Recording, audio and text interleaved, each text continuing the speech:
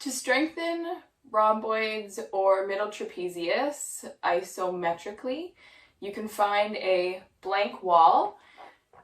Bring your arms up to 90 degrees and you're going to rest your hips against the wall with your feet a little bit away from the bottom of the wall. From here, you're going to gently push elbows into the wall, so trying to draw shoulder blades together, but with isometric, there's no movement or change in muscle length, so we're gently pushing into the wall. As you push into the wall, making sure you're not tightening up through upper traps and levator, just a gentle pressure straight backwards.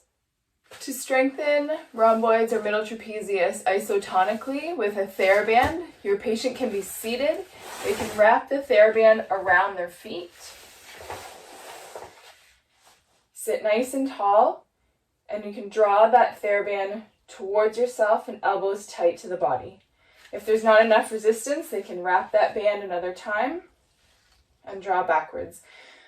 It's important with this one to make sure that the patient is sitting tall and engaging their abdominals if they have it looped around their feet. It might be easier for your patient to secure it, so to secure the band to something stable that won't move.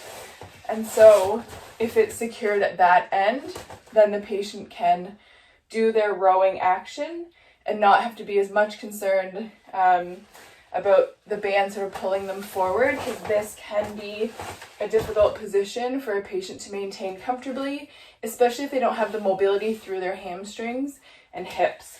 So this is one option, or they can secure it to something out in front of them, okay, and they can sit cross-legged or in a chair and do their rowing action that way. To strengthen middle trapezius and rhomboids isotonically without a TheraBand, you can ask your patient to lie face down on a treatment table or on another comfortable and stable surface. So I'll show you what it looks like, and this is called a T exercise. So your arms are going to come directly out to the side, thumbs pointing to the ceiling, and we're just going to raise our arms up and down using gravity as our resistance for this exercise. So get your patient into a face down position, arms come straight out to the side, and it's a small movement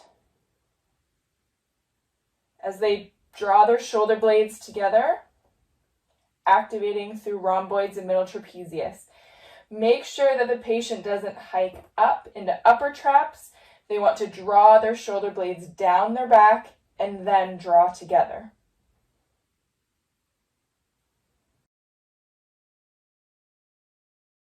To strengthen lower trapezius isometrically, your patient can be seated on a treatment table or somewhere comfortable, and we're going to resist depression of the scapula. So your patient can make a fist.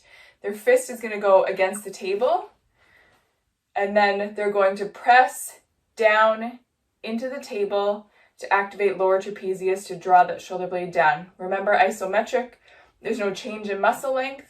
So their hand is placed by their side.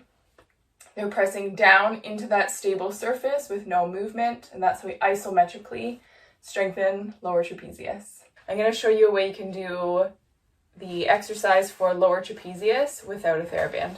So isotonically, you're going to be face down on a treatment table or a comfortable, stable surface, and this is called a Y exercise. So your arms are going to come up just overhead and slightly out to the side in a Y shape, and we're going to use gravity as our resistance for this exercise. So I'm going to show you what that looks like. So your patient is going to go face down, bringing the arms up into a Y position, ensuring that you're drawing the shoulder blades down the back before you initiate the movement, and the arms come just up and down. It's not a large movement, and the patient should feel this in through lower trapezius. Make sure that when the arms are overhead, the patient doesn't hike their shoulder blades up, because that will activate upper trapezius and levator scapula.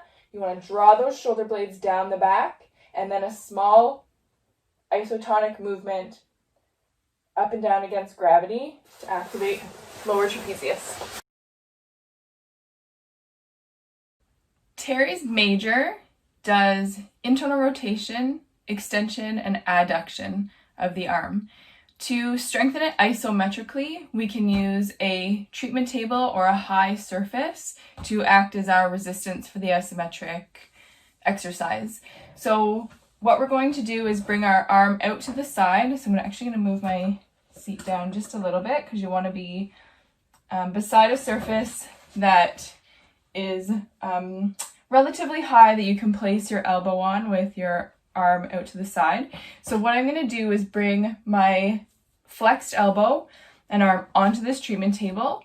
It's going to be just slightly behind myself, and I'm going to bring my hand just slightly forward, so I'm mimicking that extension, that internal rotation, and then I'm going to use the resistance of the table against my elbow as I push into the table to mimic adduction.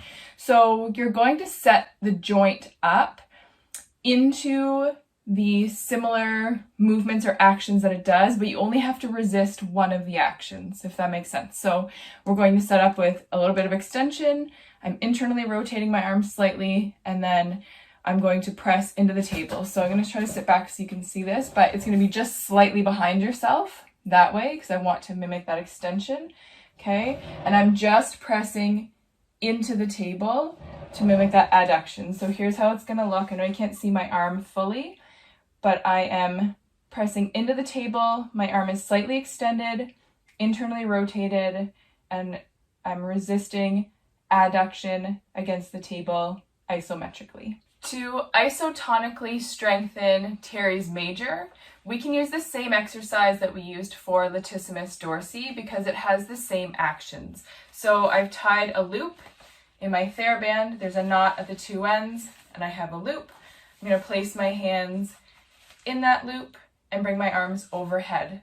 So remember, Teres Major does the same actions: internal rotation, extension, and adduction of the glenohumeral joint. So with my hands in the loop, I'm going to bring my hands overhead, engage through my abdominals, sit nice and tall, place a little bit of resistance on that TheraBand, and then draw my elbows down towards my body.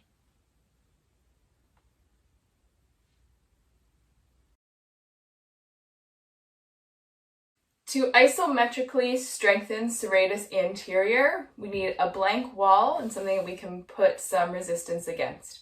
So Serratus Anterior does protraction of the shoulder. So we want to bring our arms out in front of us and place a resistance, or have the wall provide that resistance for us. So I've got the edge of a wall here. My arm is extended in front of me, and from here I'm going to engage through my abdominals, and I'm just pushing into the wall, trying to protract my shoulder. So as you push into the wall, you want to make sure that your patient doesn't go into retraction with that pressure. So as they're pushing, you don't want their shoulder to come back. You want to encourage them to draw their arm forward and engage. They should feel it in through Serratus Anterior around the front of the ribs. So as your patient's hand is on the wall, you can cue them to feel Serratus Anterior activating with the opposite hand, so they can sort of tuck their arm on their side to make sure that they're engaging the right muscle group. So hand up, and as I draw my shoulder blade forward and protracting my shoulder, I can feel Serratus Anterior engage against the resistance here. To strengthen Serratus Anterior isotonically, there's a couple options.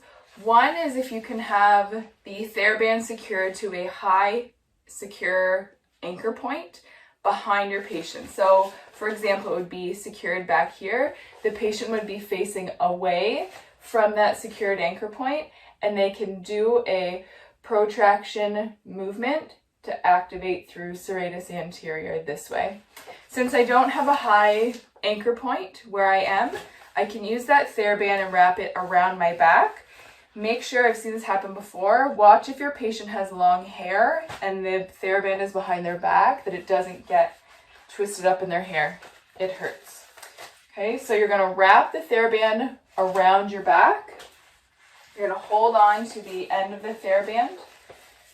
Okay, I'm going to bring my arms straight out in front of me, and I'm going to bring my shoulder blades into retraction, and then to initiate my movement to strengthen serratus anterior, I'm going to protract my shoulders out. So I'm engaged through my abdominals. And notice how there's no flexion or extension movements through the elbow. So I'm not bringing my arms back this way and pushing. My elbow joint is not locked out. It's just slightly flexed, so I look like this. And the movement is occurring with action at the scapula, so I'm protracting and retracting the shoulders.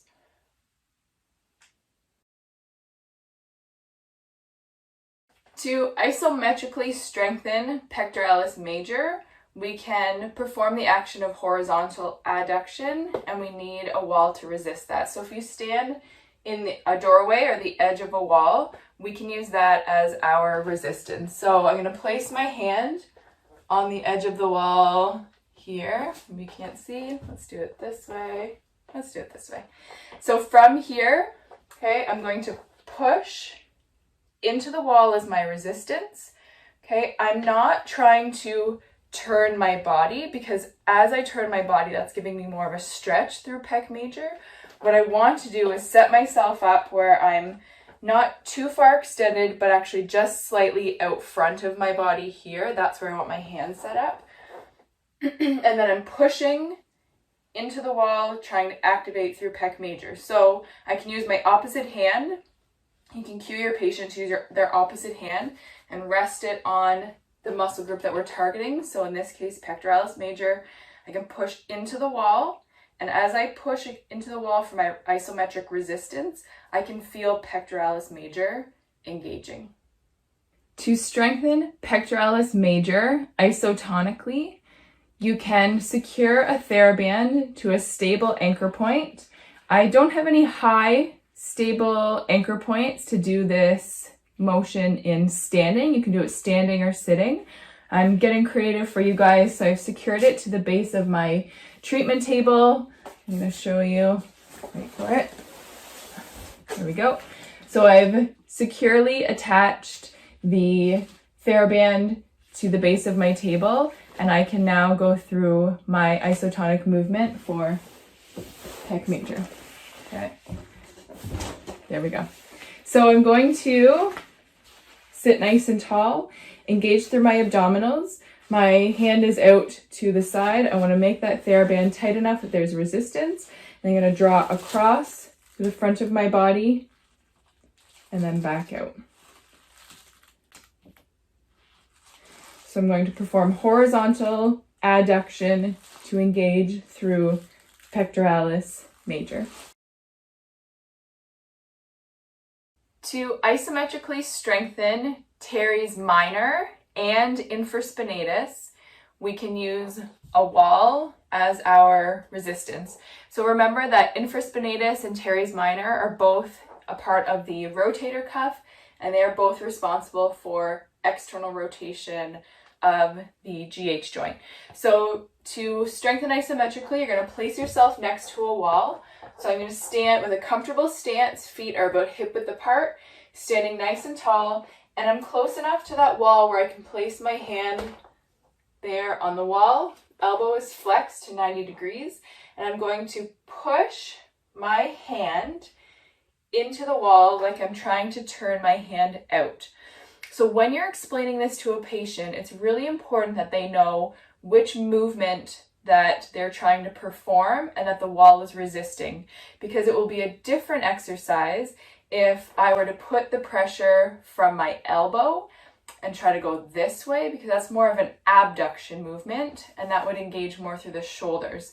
So I want my patient to focus on that pressure into the wall more through their hand, and they're trying to mimic this movement of external rotation versus this movement of abduction. So be clear in your instruction to your patient about where their pressure is on the wall and also where they should feel it. So when I go into that externally rotated position and I'm pushing into the wall, I want my patient to feel it sort of just slightly behind their shoulder. If they're abducting more, they're going to feel it more into medial delts. So I'm going to stand against the wall. I'm going to push my hand into the wall. I'm resisting external rotation, and I can feel it sort of more through the back of my shoulder, which is where you want it to be to target infraspinatus, what we're activating, and teres minor. To strengthen teres minor and infraspinatus isotonically, we can use a TheraBand secured to an anchor point. So a better position would be if the patient was seated in a chair, and we can secure that anchor point for them there when they're seated in a chair. I don't have a high enough anchor point where I am, so I've secured it to my treatment table and I'm seated on the floor. So from this position, what I'd like you to do is wrap that TheraBand around, okay, to secure it on your hand. You are going to sit nice and tall and your elbow is going to stay tucked to your side. It's important with this one that when we initiate the movement, we maintain this position and we don't drop or arch our body at all. I will also recommend a rolled up hand towel that you can place by the side, by the patient's side. And what this does is it keeps a nice neutral position through the shoulder. And it also ensures that the patient doesn't wing their elbow as they go through this motion. So my palm is facing the ceiling. It's in a nice neutral position. I'm not extending my wrist or flexing it. And I'm not radial deviating as I go to pull. So watch the patient's wrist to make sure it stays neutral and there's no undue stress on that joint. Sit nice and tall, engage through your abdominals, and you're going to draw that TheraBand out to the side into an external rotation movement. Now notice that this movement is not very far, okay? I'm not going way out to the side and bringing my elbow away. It's a small, targeted movement for infraspinatus and teres minor. Make sure your patient's not hiking up into their neck. Their shoulders are down and back and relaxed, stomach engaged, and drawing that arm out to the side.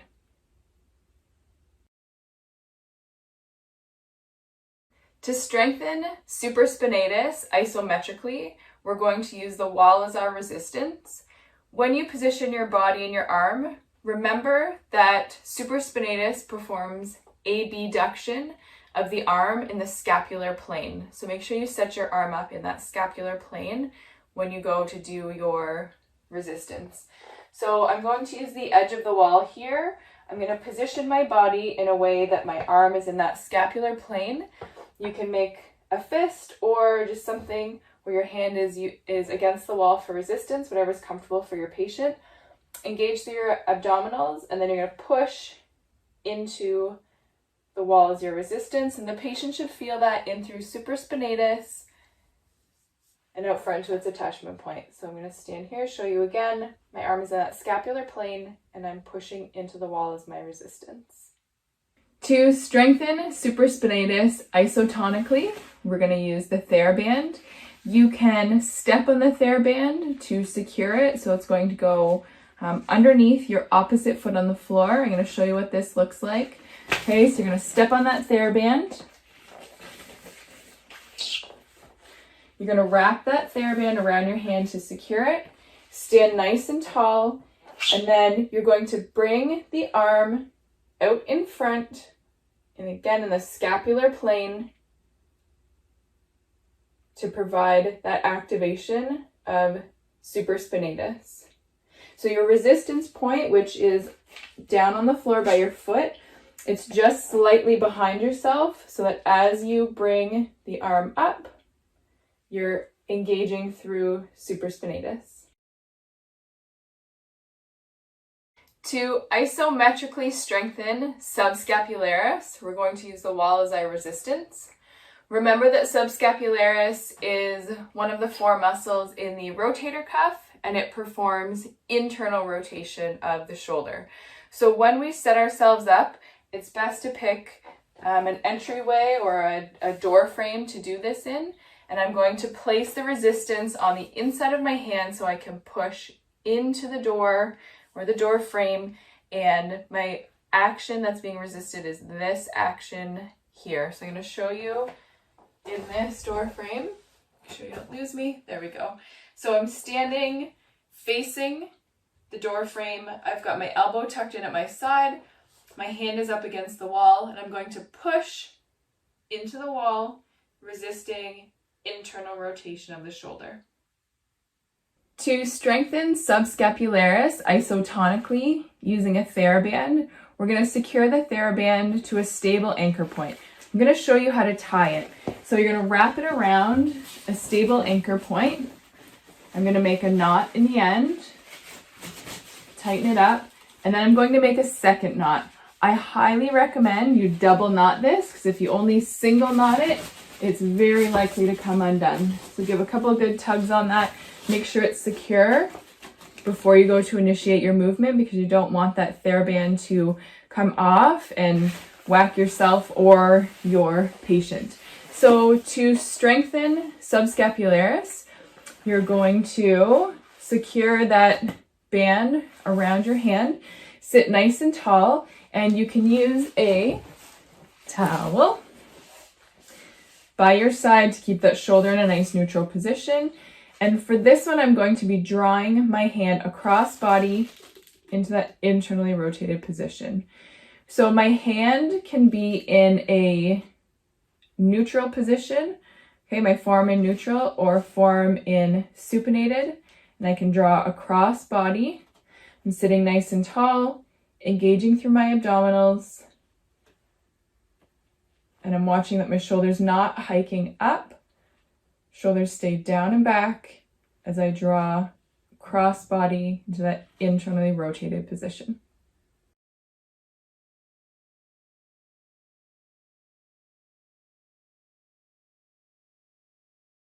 To strengthen Latissimus Dorsi isotonically, we're going to use a high, stable surface that we can place a bent arm on. So I'm going to position my arm in a slightly abducted and extended position. So I want it abducted because I'm going to use the table to resist adduction, which is one of the actions of Latissimus Dorsi.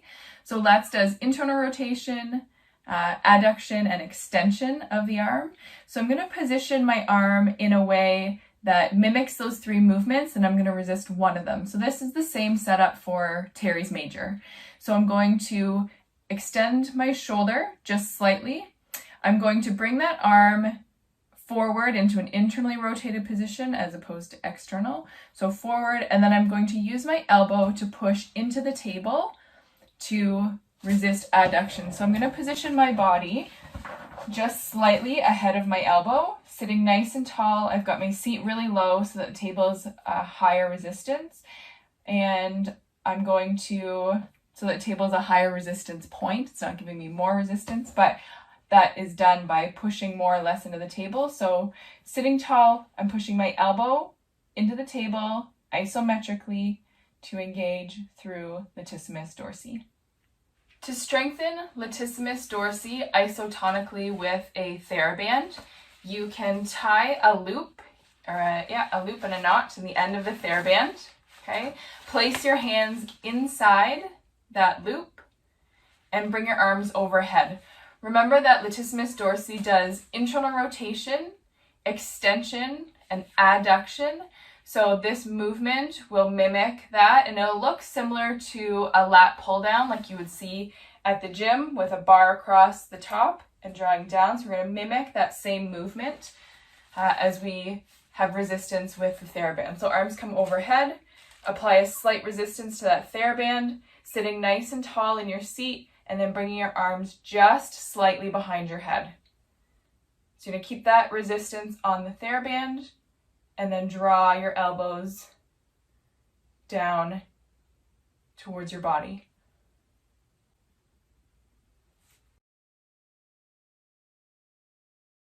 The exercise to strengthen Erector Spinae isometrically looks really similar to the isotonic one. Both of them, we're not going to use a resistance band. We're just going to use gravity as our resistance. So I'm going to show you what that looks like. You're going to put your patient face down on the table, and then they're going to be lifting opposite arm and leg just slightly off the table to engage through erectors. So place your patient in a prone position. Hands are extended out front of the body. I'm going to lift my right arm and left leg, and then bring it back down, and left arm, right leg. So to make this an isometric movement, I'm going to get my patient to lift up and hold and engage. Okay, and hold for a predetermined amount of time, so maybe 10 seconds, and bring it back down, and then lift the other side and hold. So there's my isometric option. Isotonically, I'm just going to continuously go through that motion. So I'm going to raise and lower, and raise and lower, and then just alternate back and forth. Notice that I'm not lifting too high off the table. I don't need a large movement to engage through Erector Spinae. And make sure your patient is also engaging through their abdominals slightly to provide a little support for the low back as we go through this exercise.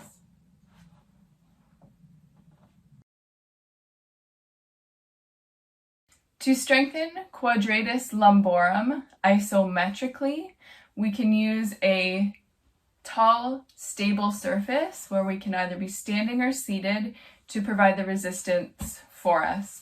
So Quadratus Lumborum does lateral flexion to the same side, so ipsilateral lateral flexion.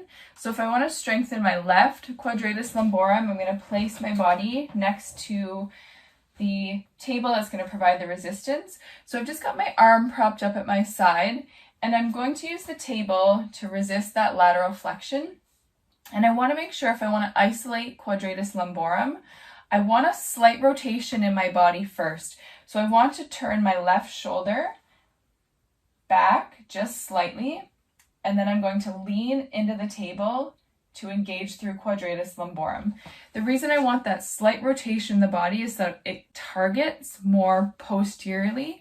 If we were to lean just directly in that side bending motion, then we're getting a little bit more through more of our internal external obliques, and we want to target QL. So that slight rotation posteriorly and then engaging will isolate Quadratus Lumborum. To strengthen Quadratus Lumborum isotonically, we're going to use a TheraBand that we're going to secure on the ground underneath a foot and then holding onto it with our hand. So what I'd like to see is you're going to step on that TheraBand and you're going to hold onto it on your hand on the same side. So we're going to do a side bending motion, okay, as we move away from the side of the TheraBand and then slowly return to our start position.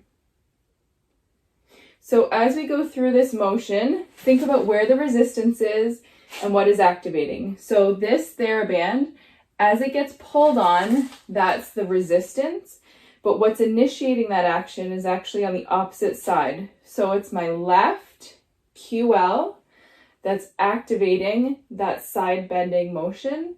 And as I side bend, I'm creating a little bit of rotation of my body to the back to engage through QL a little bit more instead of internal and external obliques. So I'm going to side bend with just that slight rotation posterior. So when my resistance is on the right hand side, I'm working my left QL.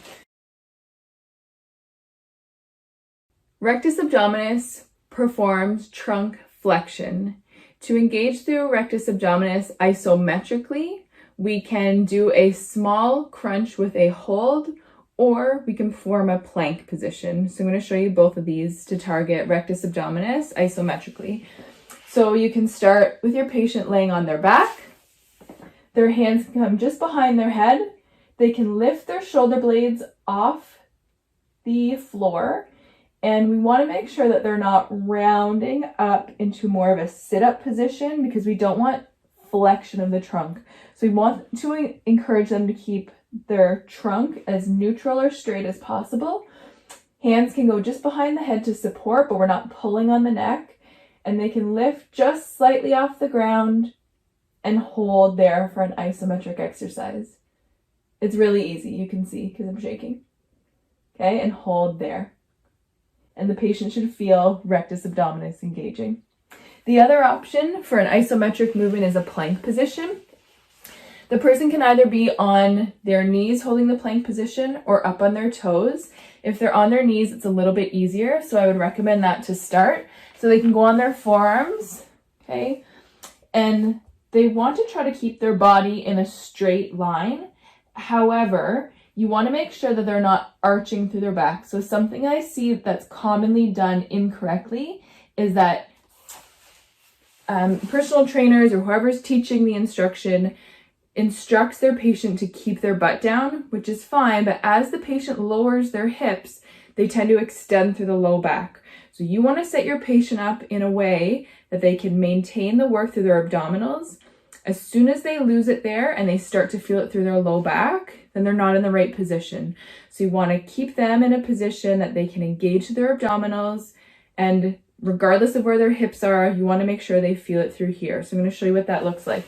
So I'm going to go up on my feet. If I drop my hips too far, see how my lower back is now arched? So I want to bring my hips up slightly, do a small tuck under with your hips to engage through abdominals, okay, and then holding that position there. So up on the toes is a little more challenging for an isometric exercise, and if that's too challenging, the patient can drop down onto their knees. To target rectus abdominis isotonically, we can do a crunch exercise, which is different than a sit-up. So I want to make sure you avoid sit-ups, because sit-ups go through that full range from the floor right up to the knees, and there's a lot of flexion of the trunk. Remember that trunk flexion can place a lot of pressure on the discs, and so we really want to avoid that. As an alternative, we can do a smaller crunch where the patient is keeping their trunk in a neutral position, okay, their back is straight as they lift up and down off the ground. So it's a smaller movement, but still great to engage through rectus abdominis. So I'll show you what that looks like. Your patient's going to lie on the ground, okay, they're going to place their hands behind their head. You're going to cue them to lift their chest straight up towards the ceiling as opposed to forward. So chest is going straight up to the ceiling, engaging through abdominals to get there. Hands are just behind the head to provide some support for the neck. Lifting up and then back down. So I'm doing my best to keep my trunk in a straight, neutral position and not rounding or flexing to come up that way.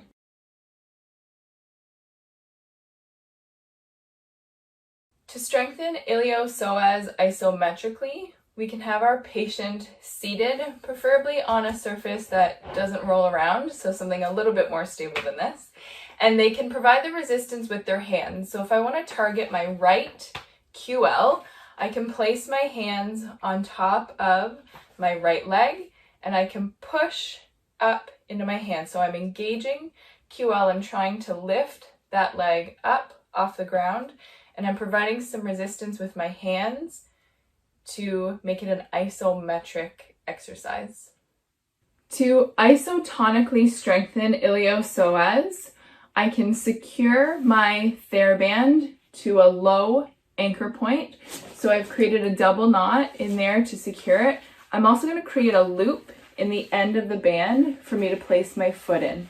So I'm going to tie a knot here, so you can see.